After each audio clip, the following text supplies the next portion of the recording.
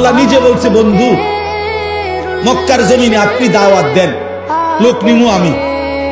নবীজিকে আল্লাহ বলছে, বন্ধু দাওয়াত আপনি দেন, লোক নেবো আমি। লোক নিবে কে? এজন্য আল্লাহ বলছে, নবীজি আবু বকরকেও দাওয়াত দিছে, আবু জেহেলকেও দাওয়াত দিছে, আবু লাহাবকেও দিছে, ওমরকেও দিছে। আল্লাহ বলছে, আবু বকরকে আমি নিলাম, আবু জেহেলকে নিলাম না, আবু লাহাবকে নিলাম না, ওমরকে নিলাম, ওসমানকে নিলাম, উতবাকে নিলাম না, আলীকে নিলাম, সাইবাকে নিলাম না। আল্লাহ বলছে, বন্ধু আমি যাকে চাইলাম তাকে নিলাম, যাকে চাইলাম না নিলাম না। আপনি বলেন সবাইকে লোক নেমু আমি। এজন্য আমরা বলে তো যাচ্ছি সবাইকে, কিন্তু রব ঈমানের জন্য, ইসলামের বিজয়ের জন্য, কালেমার পতাকার জন্য লোক নেবে কে? আল্লাহ যেন তোমাকে কবুল করে, আল্লাহ যেন তোমাকে কবুল করে, আল্লাহ যেন তোমার পরবর্তী জেনারেশনকে কবুল। আলহামদুলিল্লাহ, পবিত্র কাবা শরীফ।